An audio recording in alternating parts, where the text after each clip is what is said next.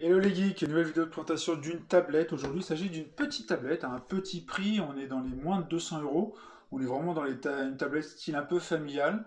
Donc c'est la Lenovo Tab M10, donc Full HD Plus. On pourrait la comparer en termes de positionnement avec par exemple la Samsung Tab A. Voilà, on n'est pas dans le haut de gamme, on est plutôt dans le milieu de gamme, ce qui permet donc de faire un peu de tout ce qui est bureautique, aller sur internet, aller sur les réseaux sociaux, et jouer un petit peu. Bien évidemment, on ne pourra peut-être pas jouer aux jeux les plus gourmands, mais on a quand même de quoi faire.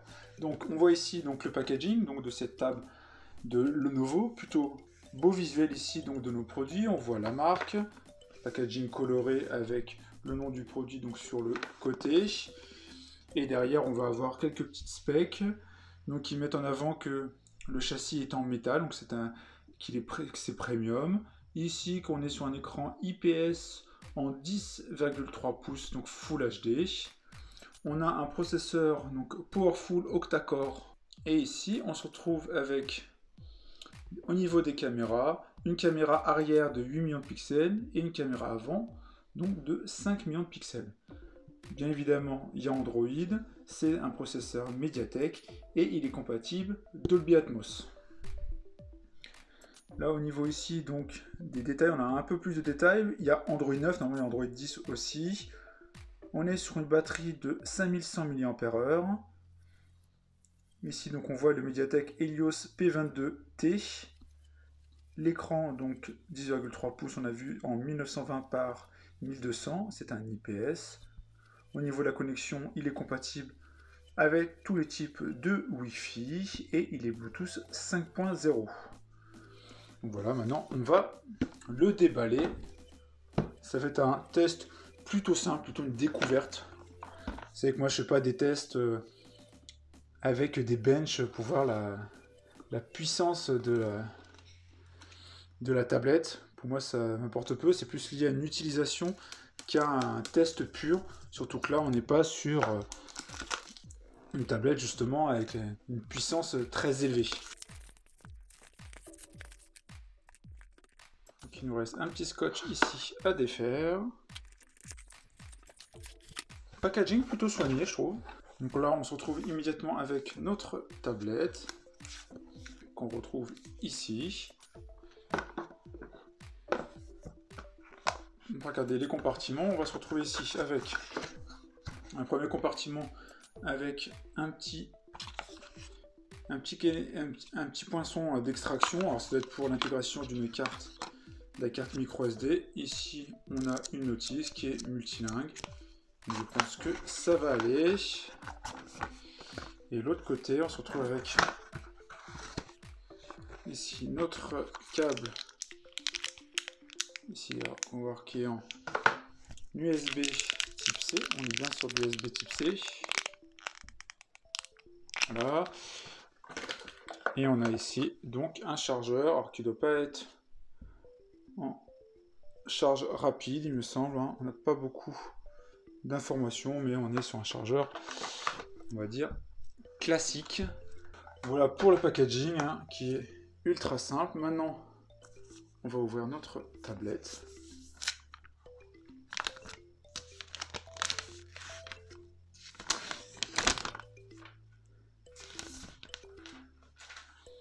Donc on est sur une très jolie tablette, je trouve. Hein. Je vais éteindre la lumière pour éviter les reflets. Voilà. Donc ici, sur le bas de l'écran, on se retrouve avec les informations qu'on a pu voir sur le devant, la partie métal, la partie, le fait qu'il y a des bords fins, l'écran donc de 10,3 pouces, le processeur octa-core et les caméras. On se retrouve ici avec le poinçon donc de notre caméra, le logo Lenovo. Sur la tranche, ici on va se retrouver avec les boutons plus, moins, allumage. Ici, le compartiment pour mettre une carte micro SD. Ici, à l'arrière, on se retrouve avec notre capteur principal de 8 millions de pixels. À nouveau, le logo Lenovo, donc on est bien sur du métal. Et en bas, on se retrouve avec les informations légales, le logo Dolby Atmos. Et sur l'autre fente, on se retrouve avec un élément ici de dock. Parce qu'il y a une version avec un espèce de dock justement. Donc on peut mettre, il y a des accessoires de ce type là en mode dock. Ce qu'on va faire, on va l'allumer. On va se faire le premier démarrage. Sinon moi à côté je me suis acheté une petite housse coque. Alors j'ai été dans le truc un peu marrant, ce que j'essaie de trouver. L'idée c'est de vous montrer un peu ce qui peut exister. Alors on va essayer d'ouvrir.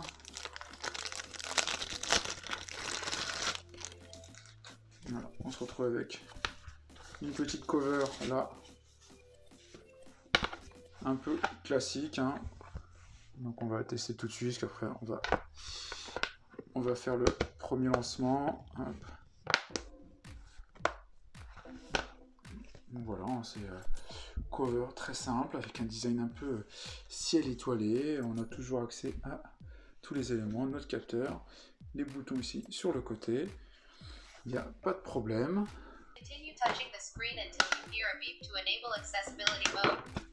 Alors, et aussi il y avait dedans normalement ici une vitre en verre trempé pour la protéger, parce que c'est plus pour un enfant. Donc on va faire ici donc notre premier démarrage. On est en France, donc c'est français France. Bonjour, ok, commencer. Problème d'expérience, soit améliorer les produits, votre expérience, contrat licence. Donc là, faut faire ça. J'ai lu, j'accepte et je fais suivant. Recherche de Wi-Fi, donc il faut se connecter à un Wi-Fi. Donc ça, donc là je me suis connecté à mon Wi-Fi. Il fait une recherche donc de mise à jour. On est sur du classique, hein. Vous pouvez voir l'écran prend quand même une belle place, hein, je trouve. C'est plutôt sympa. Donc là, il installe maintenant les mises à jour. Copiez les applications et vos données. Suivant. Donc là, je vais copier les données donc d'un autre équipement. Et puis en fait, je vous montre tout de suite après, une fois que c'est installé. Alors finalement, je vais vous montrer quand même comment se fait la copie. Concrètement, là, on nous demande de chercher sur l'autre appareil, donc ici, c'est une tablette Sony, de chercher l'application Google. Donc je cherche l'application Google, on fait effectivement suivant. Donc on garde ici notre application Google ouverte. Donc là, j'ai lancé ici, et là, je fais configurer mon appareil. Donc là, voilà, j'arrive sur configurer mon appareil. Donc là, je fais une recherche ici d'appareil. J'espère que vous arrivez à voir un peu. Bon, l'idée, c'est de vous montrer un peu les grandes étapes. Donc là, on voit que les deux sont connectés. On me demande si c'est le bon schéma. Je fais suivant. Copier sur nouvel appareil. On fait copier. Là, on me demande mon mot de passe, bien évidemment. Et là, la copie va se faire. Donc, copie de votre compte. Donc là, ça va copier le compte lui-même. La procédure est presque terminée, comme il indique. Il est en train de copier le compte. Voilà.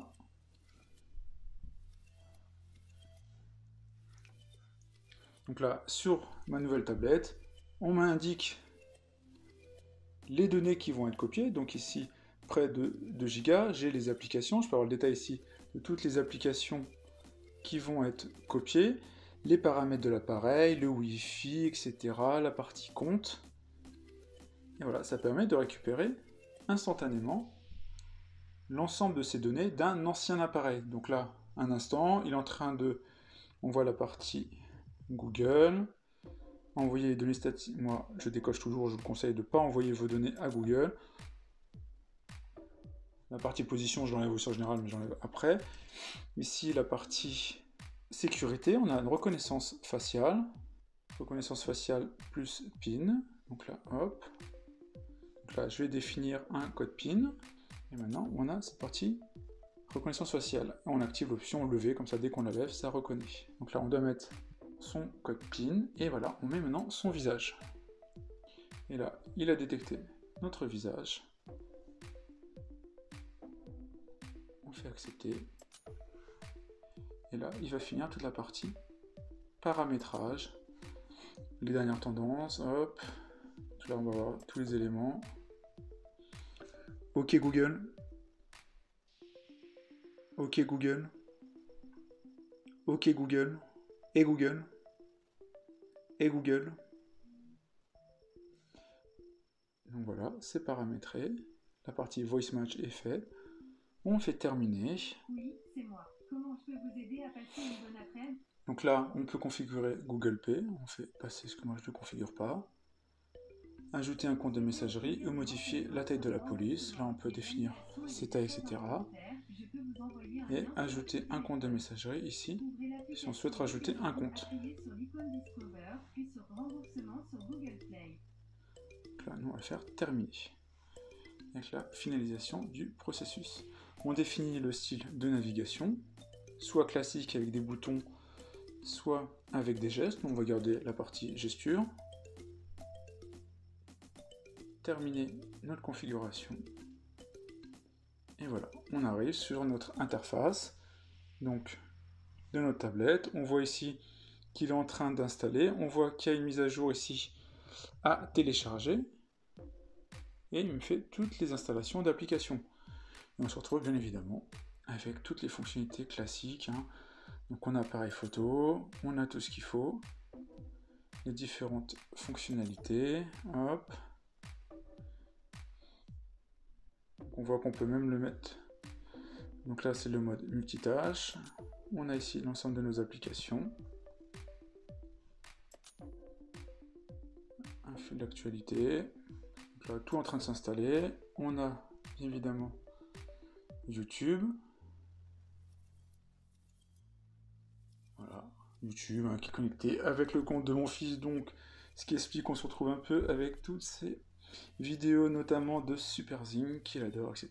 Donc voilà, on se trouve avec l'ensemble de ces éléments. YouTube fonctionne bien évidemment. On a le Play Store, donc parce que cette tablette est forcément, elle est bien évidemment certifiée. Donc il y a le Play Store, mettre à jour. Donc on a notre Play Store qui fonctionne, bien évidemment. Elle fonctionne aussi en mode comme ça. Voilà. Alors, on a un élément de recherche comme ça, plutôt pas mal. On a ce petit élément là. Je vais contribuer aux statistiques. Donc non merci, moi je ne mets pas les statistiques comme ça. On va aller voir un peu donc nos parties paramétrage. On a le tiroir notification, bien évidemment. Statistiques, non merci. Et il nous demande, il insiste un peu. Le système. Donc on a vu qu'il y avait une mise à jour. On voit qu'il y a une mise à jour ici donc, de la tablette. Cette mise à jour entraîne la suppression des... n'entraîne pas de suppression de données. Donc je ne sais pas exactement ce qu'elle fait comme mise à jour pour l'instant. Là, on se retrouve avec Android 9 pour l'instant. La partie geste à propos de la tablette. Donc on voit donc le modèle ici. Le nouveau TBX606F, version Android 9 pour l'instant. Le noyau, on a 4 Go de RAM, 64 Go de ROM, extensible et carte mémoire jusqu'à 128 ou 256 il me semble. Donc on a notre médiathèque Helios P22T, donc un octa-core de 2,3 GHz. On a cet affichage en 1920 par 1200. Les appareils photo qu'on a vu, 5 millions de pixels et 8 millions de pixels. Donc voilà en soi pour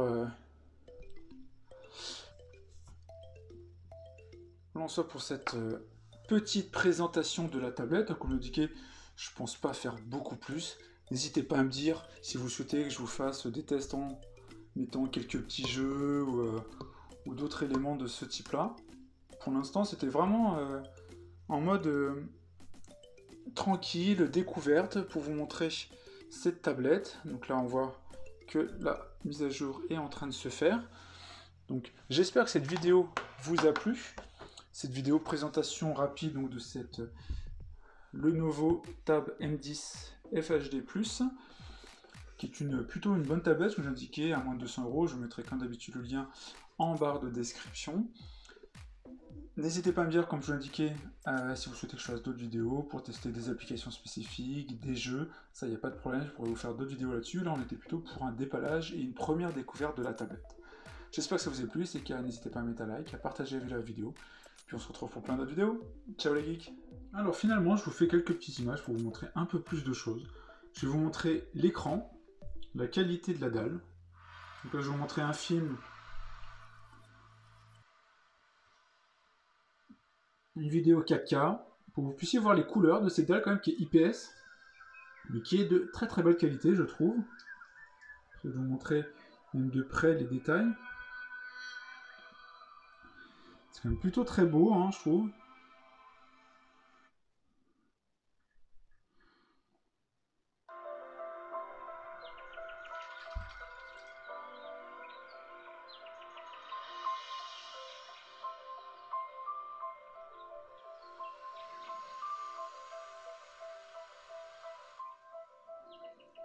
Et le son aussi, je trouve, alors plutôt bon, avec ici les deux écouteurs ici.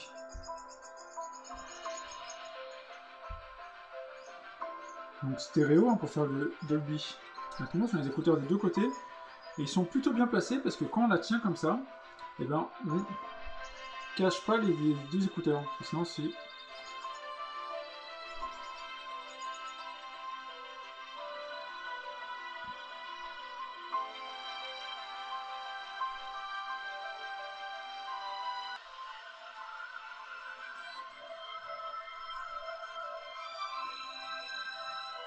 donc voilà pour cette partie, une petite vidéo de haute qualité quand même, qui est en 4K, donc bien évidemment je ne l'ai pas lu en 4K sur la tablette.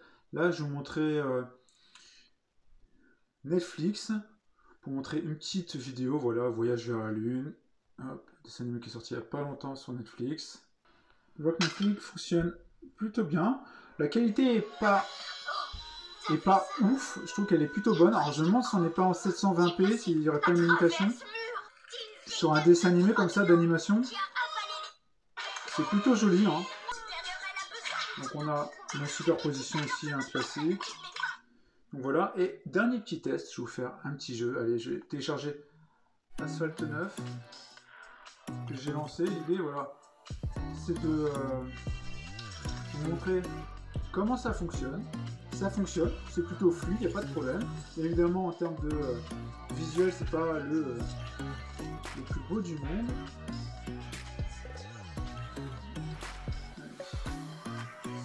Alors, on se retrouve dans les lancements. Juste jouer.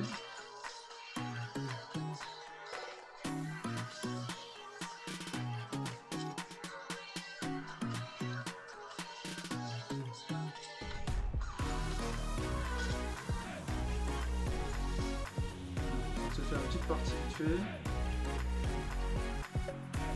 Vous pouvez voir que le jeu fonctionne et qu'il est plutôt fluide hein, sur cette tablette. Ce qui est plutôt pas mal hein, pour Asphalt 9 Legends, qui est plutôt gourmand pour une tablette. Alors j'ai pas testé un Fortnite, un Apex ou autre. Bon, je vais voir quand même la qualité, donc il y a un peu d'aliasing. Mais je trouve que ça rend plutôt bien.